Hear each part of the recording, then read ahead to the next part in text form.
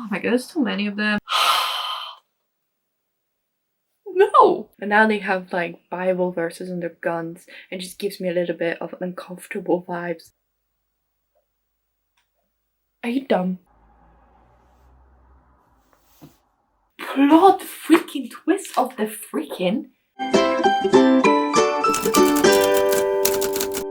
Hello fellow book nerds, this is Gabby and welcome to the Chain of Iron reading vlog. So if you don't know, Chain of Iron is the second book in the last hours? I don't know, some shadowhunter something. This is the book that came after Chain of Gold, and we follow the children of the characters from her other series, which is called Dark Artifices. Is it? No. Oh my god, there's too many of them. Anyway, it doesn't matter. If you're here, you probably know what's up. This is gonna be a spoiler vlog, so you probably know what's happening with all the Shadowhunter characters and all of that. This vlog is maybe like a month after book came out, so I'm expecting I'm too late to be popular. But you know what, I recently rewatched my Crescent City reading vlog and I had so much fun rewatching that, documenting every single thought and experience I had reading that book, and I thought this one would be just as fun. I actually might need to watch my own review to remember anything that happened in Chain of Gold, because I remember nothing. But yes, let's without further ado open this beautiful package. This came today, but we're gonna take our sweet time reading this because I want to enjoy it. Open up this bad boy. Come on, you can do it. So close. Ah!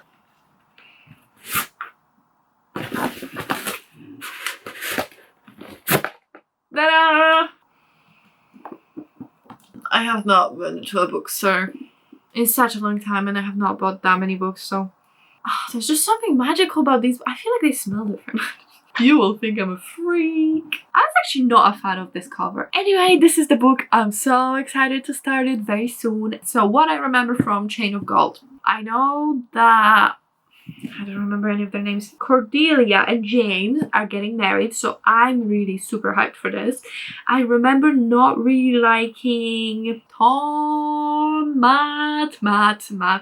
Matthew, whatever. I remember not liking him. Grace, she's freaking evil. I remember she put that necklace on James. It's false.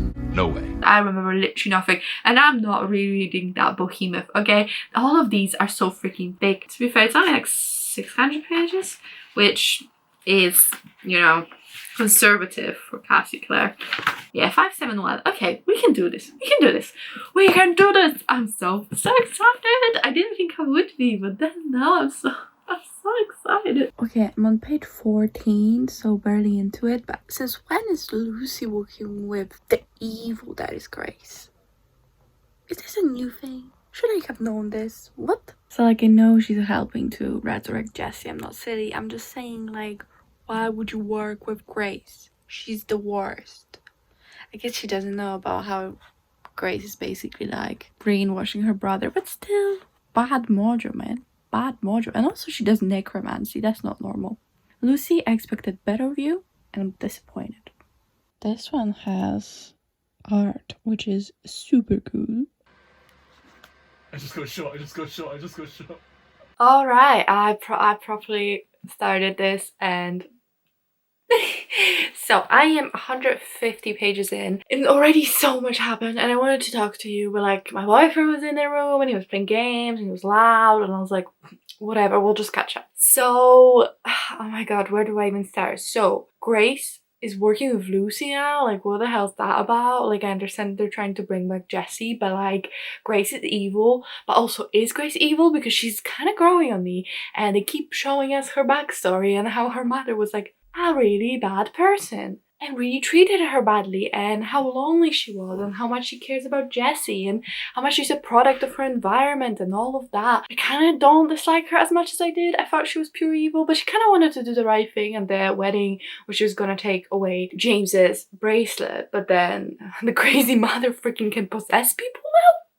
That's what Grace was like really scared about, right? And then it came true, so she couldn't do it. I don't know. I like that she wanted to do the right thing, and I appreciate that she's a child who's been abused, really treated badly, and then left to her own devices, but still supposed to like carry on this crazy mission from her mother, and her mother's just so controlling. And I don't know, I do feel kind of bad for her, I'm not gonna lie. So that's great. She's really growing on me, which I did not expect. I thought we were just gonna find out she's, well, that would not be like Cassandra Clare. She's not really like, oh, this person's evil, period. Like, she's really like more about the nuance. And then there was the wedding. Oh my god, the wedding was so beautiful. I was like tapping like crazy every time they like look at each other too long. I was like, pink tap. I love it so much. When she like enters and he just like has only eyes for her, it breaks my heart, because every time James like speechless or like looks at her, she's like, oh man, this poor boy has to pretend he's in love with me. I'm sure he's thinking about how he doesn't like me and he wants to be with Grace. And she's like, oh, it must be so hard for him. No, he likes you. He likes you. Goodness. Where she couldn't take off her wedding dress and he undoes the buttons and he's like, and she's like, and then he's like, leave please. Every time Cordelia and James are together, I just, I can't help it. I think they're such a well-matched pair, and I really love seeing their married life and how happy they are, just like hanging out together, playing games, just being friends basically. And I think that's really important for us to see, because it was like, oh, we're gonna bear it, but like they're not really bearing it, just they're having a good time being together, and that's so beautiful. Obviously I'm really scared because we can't have anything good happen to us for more than 5 minutes reading Cassandra Clare's books, so that's scary. I love every time that like anything happens between the two of them. I love it. I guess that's the biggest thing that happened so far. I mean, there was one shadowhunter that died, and we keep getting these ominous like chapters from the killer's perspective, or like whoever it is. And something he said in the last chapter I read, it said, the killer smiled, the rune was his now, he had earned it. So is this like a new type of like creature killer that can like take runes from shadowhunters? Where was this plot where you killed someone, you got their power? Okay, it's a bit spoilery, so never mind. Just think Mistborn. Anyway, I don't know, I'm so excited. I think it's just so good, and so far I'm loving it. I'm loving every single moment between James and Cordelia. I just think they're super duper adorable. Another thing that just happened was between Jessie and Lucy. So Jessie just read Lucy's like short like stories for the beautiful Cordelia, and she mentioned like a ghost, and then she told him that she was in love with him, and Jessie was like, okay, that's not good because I'm a freaking ghost, so like peace out. So he peaced out, and like no, okay, no, you don't peace out on Lucy Herondale, okay? That really broke my heart. I don't like it. No thank you. No.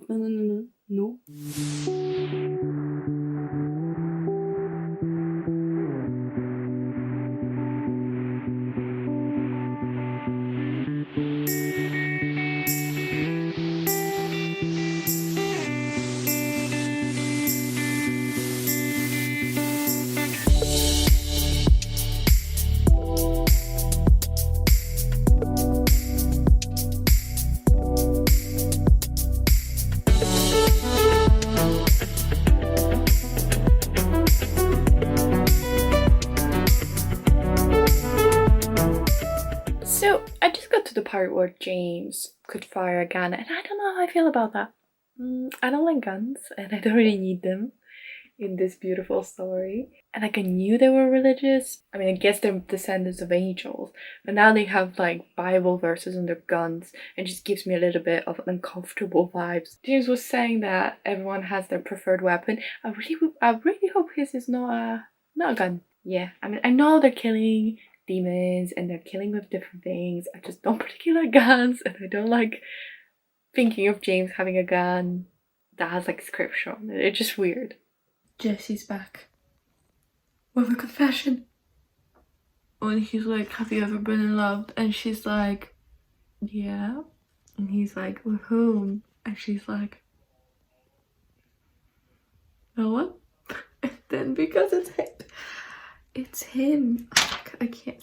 It's too much. So we're like really lucky that the shadowhunters are basically bunnies and like multiply, because they keep dying every single year. There's like something that just wipes out like half of them, but thankfully they have like 10 children, so it's okay.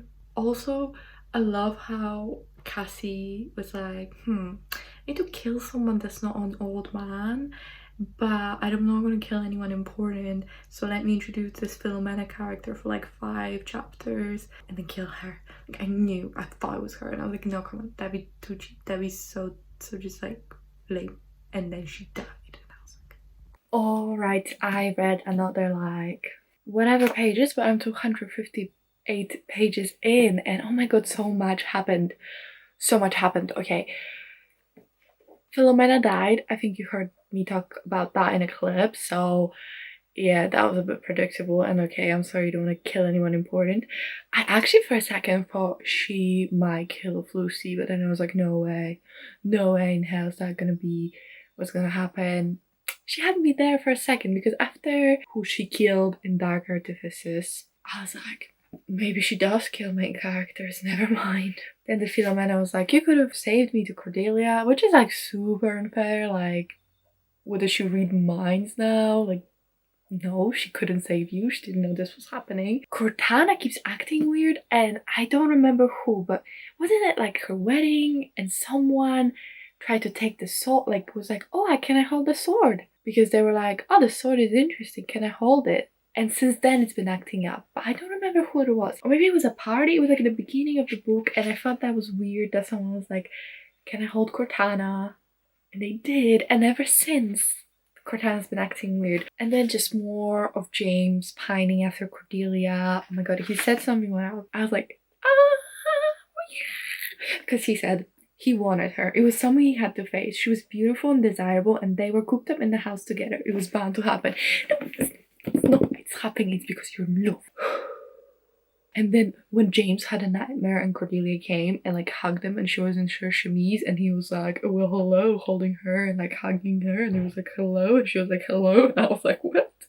And then he was like, oh my god, I am so mad that there are people coming in right now. I wish there was like literally no one in this house.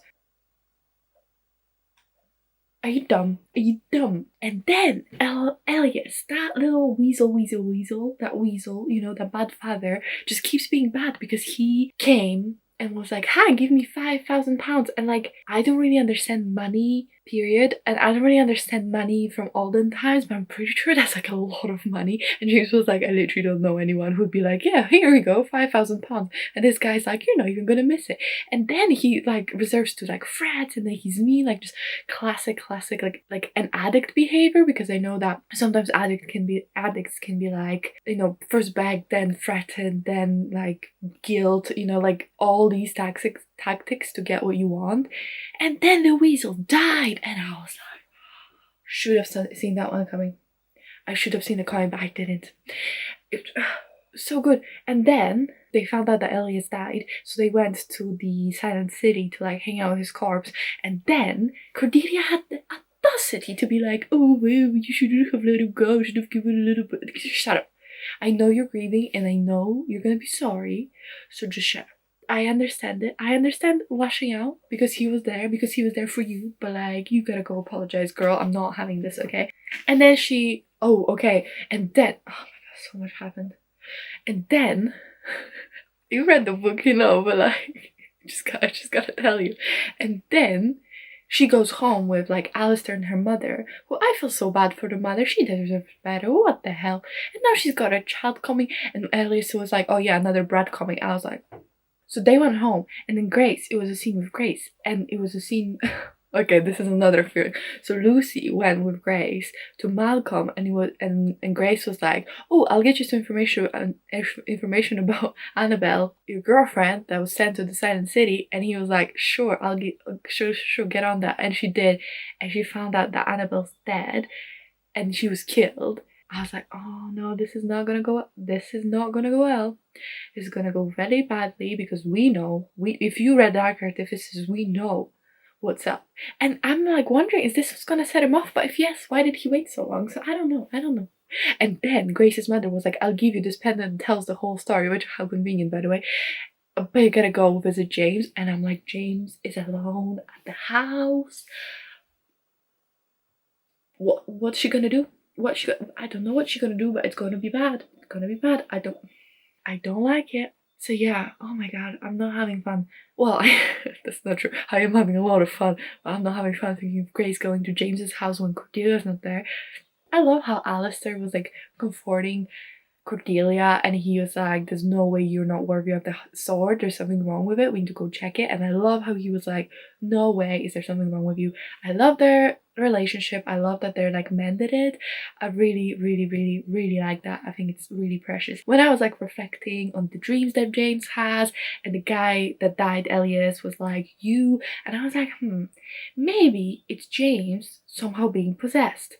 But then James had the exact same idea, and I was like, okay, there's no way that's the answer then, because if the protagonist thinks something, like a plot twist, thinks it up before it's revealed, then it's definitely not the plot twist that's gonna happen. So I don't think James is like being possessed or whatever. I don't think it's him doing it at all. But then I'm really curious what is doing it, because it was like human but has an inhuman hatred, and also it's stealing marks. I love that they finally noticed that, and it also like said that demons know that it's one of them. So that kind of made me like, is it James? Because James is kind of like one of them. But I don't think so, because he came up with the idea. Anyway, I'm just like losing my mind reading this book. It's so freaking good. I don't know why I was like, oh, maybe I'm not gonna shut up. You gotta read the Shadowhunter books, no matter how addicting they are, no matter how much incest Offer loves. It's just you just gotta keep reading. They're so addicting. So yeah, I'll update you once I read a little bit more or a bit more. Like, I literally read every page there's gold, and I want to update you, but like I don't have my camera, so it's on my phone, so it's shitty quality. I'm sorry, but you know, you wanted chaos, you're getting chaos. Did you want chaos? I don't even know. I'm scared. Why is this stupid boy Thomas patrolling alone? You better not kill Thomas. I know I said, oh, you should kill your main. No, not Thomas though. He's too cute, too precious, and we love him. Okay, thank you for coming to my death though.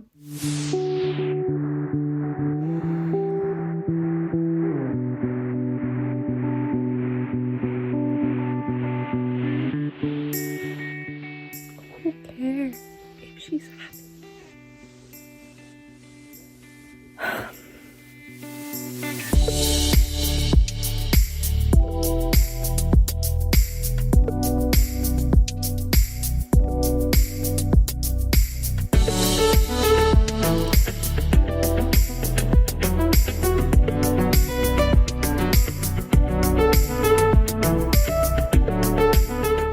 We're just smashing it. I am now on page 310, and again, so much happened. I don't even know what I talked to you about, and I didn't, but you just saw my reaction to reading that Grace scene, and like, what was that about? The Grace scene that I'm referring to is when she came to see James, and she was like, ooh, you need to show that you love me, and then she was like, kiss me, and he did, but it was like super weird. Something I'm really a bit confused about, right? Because Grace said that to her mother, that he wasn't really responding to her, to like her woos or whatever at first. So I assume that's why she needed the bracelet instead of just like compelling him like everyone else.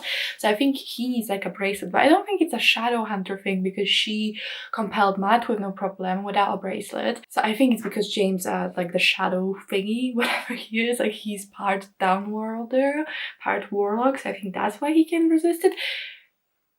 Okay, just clicked. That's why because Malcolm literally said that doesn't work on warlocks. Yeah, okay.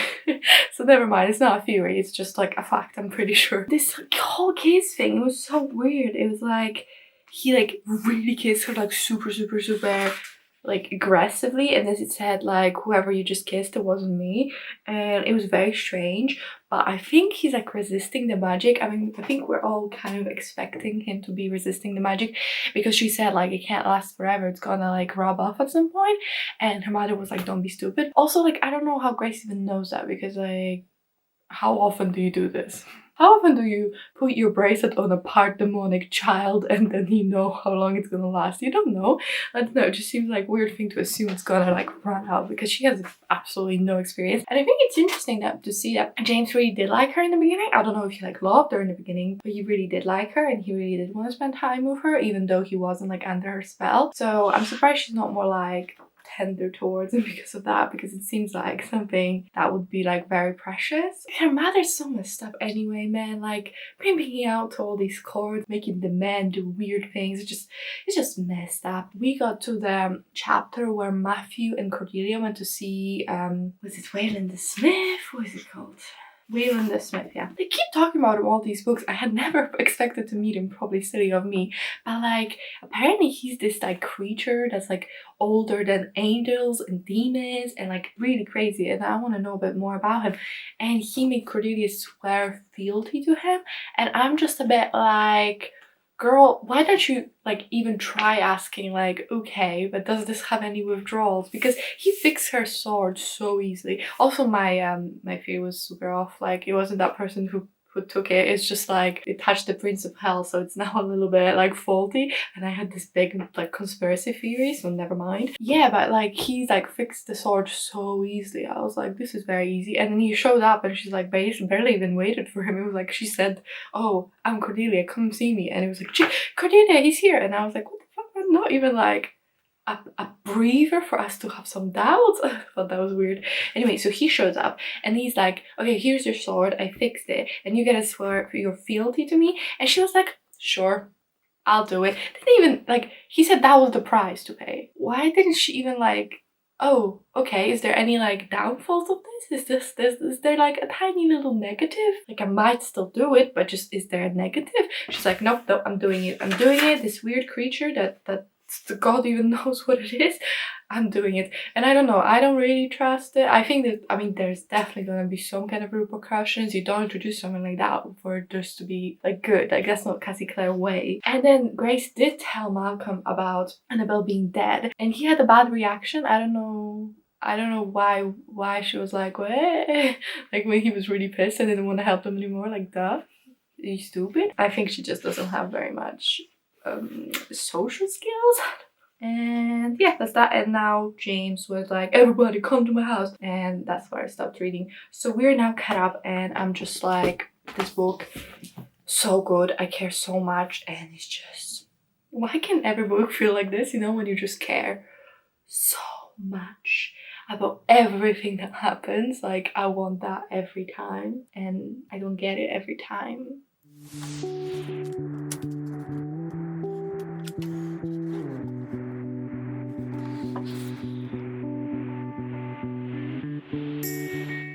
This is the scene where Cordelia asks Jane to kiss her.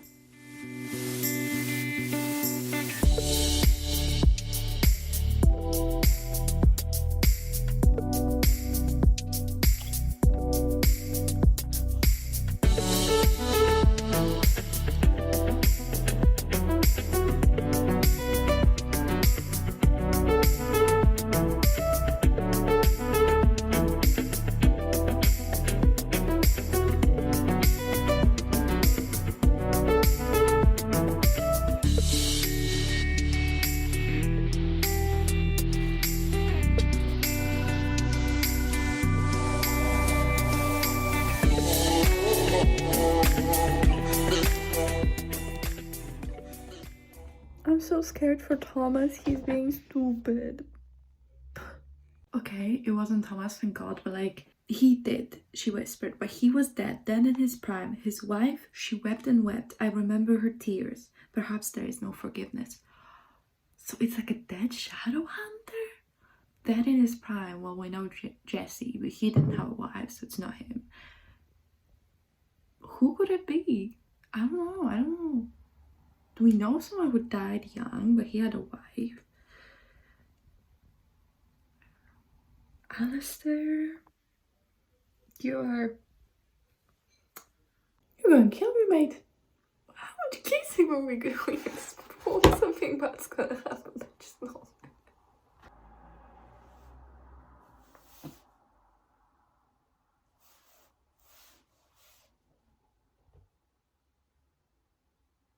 What?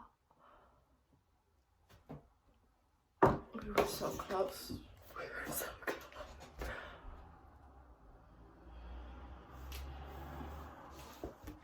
Okay, we have so much to talk about. I don't even know where to start. So I'm gonna go through the book and we're gonna discuss everything, because bloody hell, what's even happening?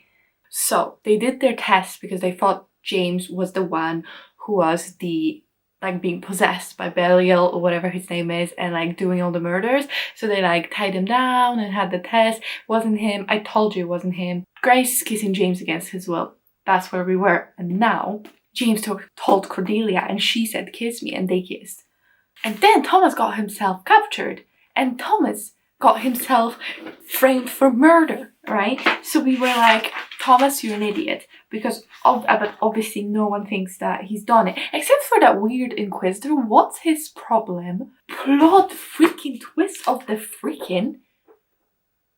Alistair shows up and is like, oh yeah, I've been following Thomas because I'm in love with him. Oh yeah, he didn't say that, but we all know that's what it is. I've been following Thomas and I know it wasn't him. And I was like, and everyone else was like, and so then Alistair got himself captured and got himself thrown in jail as well. And they're going to be trialed with the mortal sword, but they're a bit concerned about what Thomas is going to say because they have like a lot of secrets. Because I forgot that they didn't know about James or Lucy, like all of that crap. I didn't even remember that they didn't know that. So then they go to the ferry market. What is it called? Dark market? No, whatever. The Downroader market to get like, see where the Adamus, like the weird steely thing came from that Thomas found on the dead person. So they went. And then Matthew was like obviously on edge. And we know why, but they don't know why. Oh, by the way, they said what Matthew's problem was. I don't remember if I told you that. And Matthew had a fight with James. And he said something like, I don't want to see you ruin your life. But if you don't love Cordelia, you should let someone else love her. And now I've been getting vibes of what Matthew, liking Cordelia for a while now, since the first book. And I didn't like it then, I don't like it now. And I don't like Matthew because of it, I think. He's just really annoying me with his sulkiness. I understand that something traumatic happened to him, but like, get over it. Also, not everything revolves around you. It just seems a little bit like he does everything's his fault, everything, blah, blah, blah. Whatever, shut up. But another thing I don't like is that he seems to be in love with Cordelia. And like, we just did this whole two Parvati best friends in love with the same girl. We literally just did this. That's the whole freaking plot of the Infernal Devices. Jem, Tessa, and Will. Like, that's the whole freaking plot. We just did this. Please come out with something new. I don't like it. There's so many interesting like characters and relationships, but I don't want to recycle this literally the same story, because if you think about it, Infernal Devices and this literally this one in chronological order, and I don't want to do exactly the same thing. Like, come on. And then he was talking to Lucy, Matthew was talking to Lucy, and he said, what is it like, Matthew said slowly, to be entirely undeserving of the person you love most in the world? And I'm just so confused, like, are you, because she thought he was talking about James, but like, I don't think so, and I hope he's not talking about Cordelia. Like, just, I don't want that plot. Just surprise me. Like, anything that surprises me, I'll be more happy with. Oh my god. And then this scene where Thomas and Ulster, when they're in the cell and they end up kissing. So Thomas was like, are you like me? And then Ulster was like, no, because you're like super nice and so kind and I love all these good things, but I'm crap. And then they kissed. I think Alistair really had his redemption arc done. I mean, Matthew needs to forgive him, I guess, but Matthew's like a very spiteful old lady. So I don't know if that's gonna happen, and like, he has his own problems, so I think just shut up. We're skipping a little, but it's fine because this is already gonna be so long. Magnus shows up, and like, you know, I love Magnus. I love anytime Magnus on the page, I love it. So anyway, he shows up, and they tell him about James seeing the Shadow Realm again, and he thinks it's the Eden, I think it's called, which is the original realm of Lilith, but she's been banished, so they think Belial like took it for himself. And then Magnus is like, okay, let me go with you to see what happens to James. So they did. And basically Belial's like back, but also he has this wound that keeps bleeding and you can't like stop it from bleeding. Then Magnus says, you already have one, all you need is 3. So they know that he needs 3 mortal wounds from Cortana in order to die. Belial was like, I am a prince of hell, such is my power. You think your protection will save you? It will not. You are human, and as is she who bears Cortana, maggots crawling across the earth. And I'm thinking, because Cordelia is now the paladin of Wayland Smith, at least that's who he says he is, would that make her more than human and able to do this? Is that why? Anyway, Magnus pisses him off, so Belial like, whoa, go away. And then James is like, oh no, and then he's like, whoa, and then he tries to shoot him, and then the demon's just like, and that just makes the bullet go for James. And James trying to like think about the home to like get back to it, and he's not able to do it. And then he thinks of Cordelia, and she shows up with Cortana like the baddest bitch she is. I love it so much. And then Cordelia's like, bam, Belial's like, you are mine, and she's like, no, he's not yours, he's mine. And then she pulls out James, right? Okay, we're almost caught up, you guys, we're almost caught up. So then they're both back, and James is like, did you mean it when you said it that I'm yours? And she said like, yeah, you're mine, and Belial will never have it. And then he was like kissing her and being like, oh my god, you're mine. And I was like, I know something bad's gonna happen, this can't be. Anyway, so they keep kissing, blah blah blah, and then they stop because James realizes that his bracelet broke because of power of true love. That's right, Miss Cordelia did it again. Or is she like Mrs. now? Doesn't matter. Anyway, she did it again. And then he's like, Daisy, I think, and he was gonna say like this, I think there was a spell on me, I think I don't love Grace, I think I love you. And he crumbles to the ground and like writhes around. I can't. And then there's like a little short little bit from Grace, and she's like, I could never have Jesse know what I did to James. Like that's like peak for her, like she could not take it. And I feel like that's what's gonna turn her evil. She's gonna be so determined for Jesse never to find out that she's gonna do something so messed up. And that's basically where we are now. I forgot to mention it, but I totally knew that Matthew wasn't the one who went to see Christopher. It looked too suspicious. I was like, why is this person so abrupt? Why is he stealing the stealing? It was the murderer. What does that mean? Anyway, I knew it. Am I stupid? How did I not think about the fact that it could be Jesse? But it doesn't entirely make sense, but like a little bit. Maybe he's a shapeshifter because he looks like Matthew. Well, it's not Jesse, it's like someone controlling his body, but still. I freaking knew it. I knew it. Oh my god. I knew that was not Wayland the Smith. I freaking told you, didn't I? I said that when that person took Cortana, she put a curse on it. It wasn't. I knew it. I'm so smart. Yes.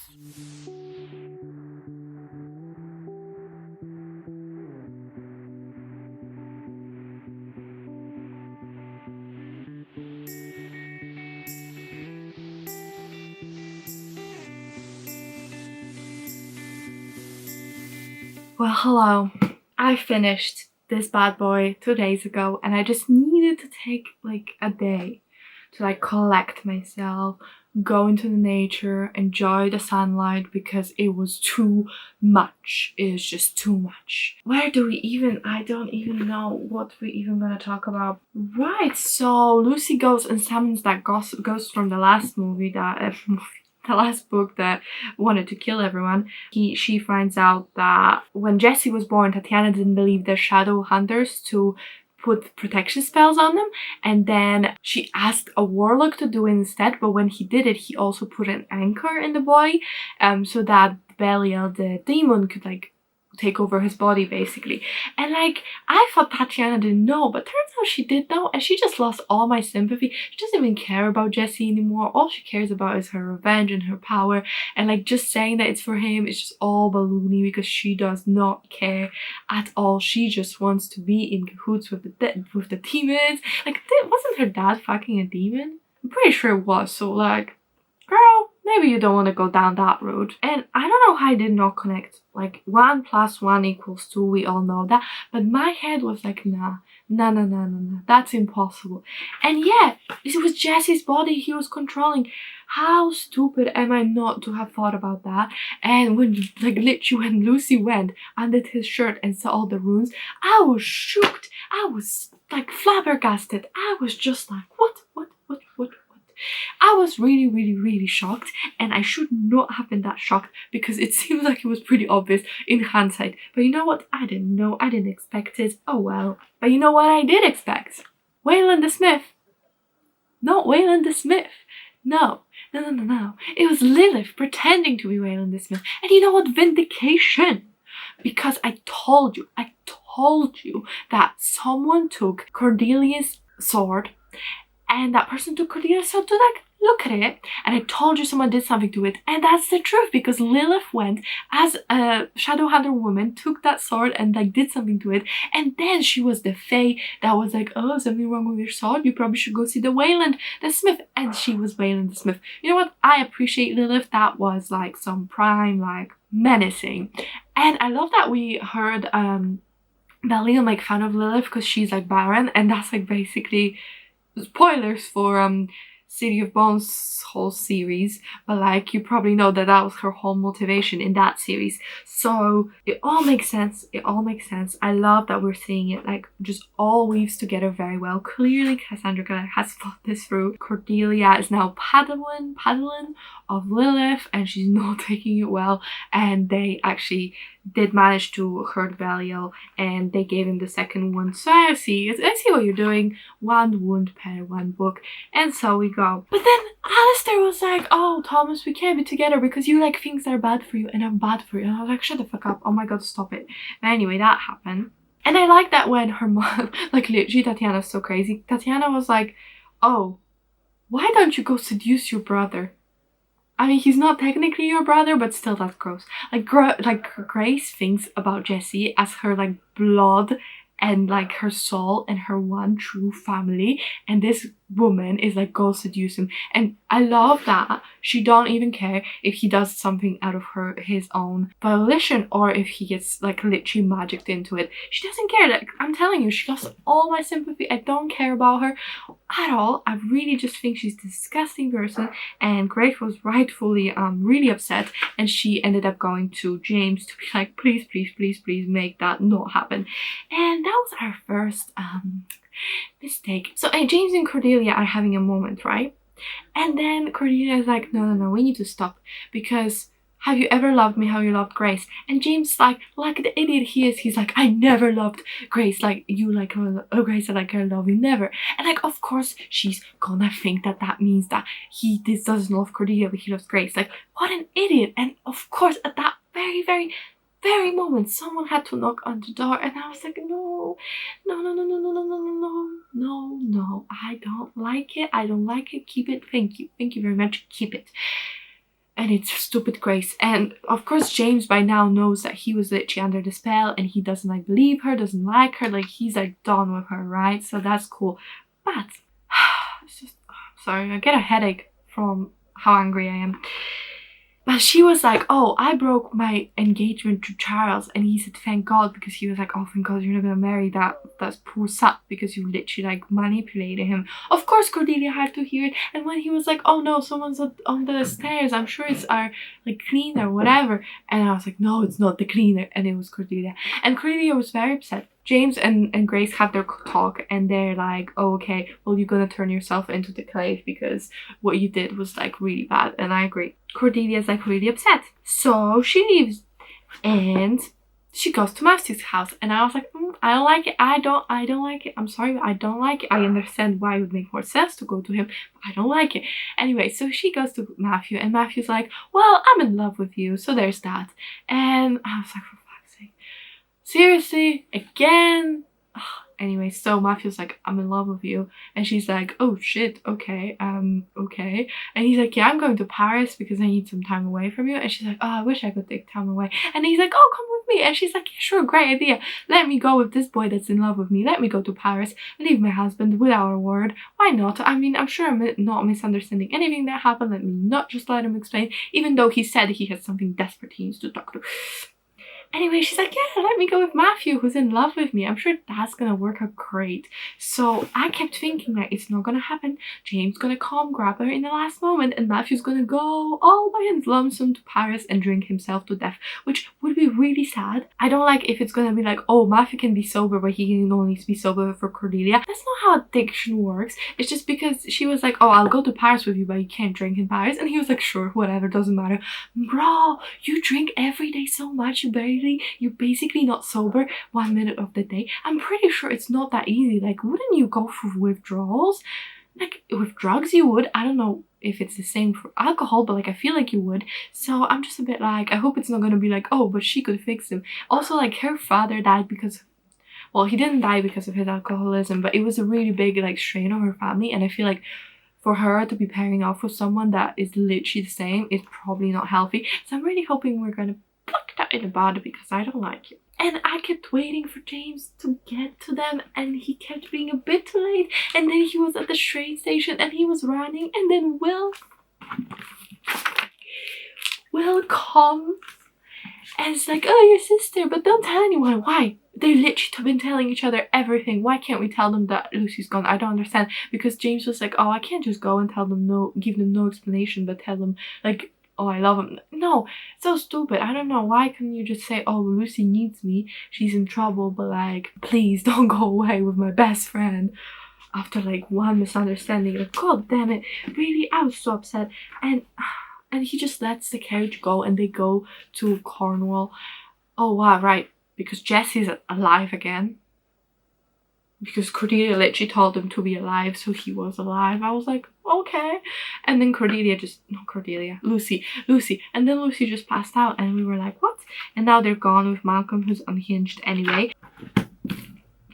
I am so angry because it was so close, but the angst is just there. I'm not angry because I don't hate what happened. I think it's brilliant storytelling to like keep us engaged and keep us going. But like honestly, I'm kind of mad. Like, why?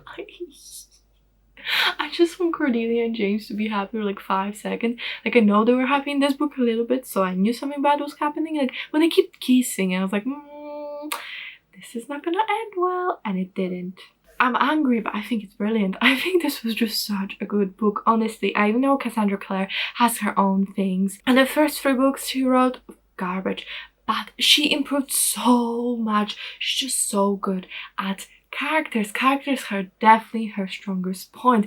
The relationships between them themselves, their growth, it's just all so intricate and all fits together so well. The first book I said there were too many characters, and I kind of stand by it, but with this book you kind of just like take it in stride. You're just like, yeah, whatever. Like, I just kind of assume all of them are to an extent related, because at that point there's so many cousins. Like, unless they're trying to date, or maybe even then, unless they're trying to date, I'm just assuming that they're related because there's too many cousins and just like so many people. But that's still okay because I don't know, I just cared about them so much this time around. I really like this book. I gave it 5 stars. I mean, I can't give it any less when it gave me so much joy. And like I said, Cassandra Clare is a brilliant writer when it comes to characters. That's definitely her strongest point, because sometimes she does recycle a little bit of the drama, like with Matthew, Cordelia and James, and then we have Will, Jem and Tessa. Like, it's recycled, but it's okay because it's still really well written and the characters feel like themselves. 5 out of 5 for me. Is it for everyone? Probably not. If you don't have all this nostalgia attached to it, will you love it as much as I did? Maybe? Probably not. But still, I really think this was a great installment. I cannot wait for the next book. I cannot wait to vlog my experience. I had so much fun doing this vlog. I really loved updating you, talking about everything that happened. It just was so much fun. So thank you so much for hanging out with me. I really hope you enjoyed this. I really love this style of vlogging when I'm like just one book, spoilers, and I'm super attached to it, because I did the same thing for Crescent City 1, which was like House of whatever. That was the best vlog I've ever did. I think I had the most fun making it. I had the most fun rewatching it. So I'm really hoping this one will be very similar, because I was attached, I was invested, I felt everything I was supposed to feel. So I loved this experience so much. Again, thank you so much for hanging out. If you stayed this long, because I feel like this one's gonna be long, please, what do we want? A bee emoji, because there's so many bees. I don't even know, is this a bee or is this a moth? Whatever insect will do. Whatever, that's not a bee, that's a moth. Okay, whatever insect you want to put in the insect. But thank you so much for watching. If you could comment, like and subscribe, it would really help me out. But that's it for me, and I'll see you in my next video. Bye!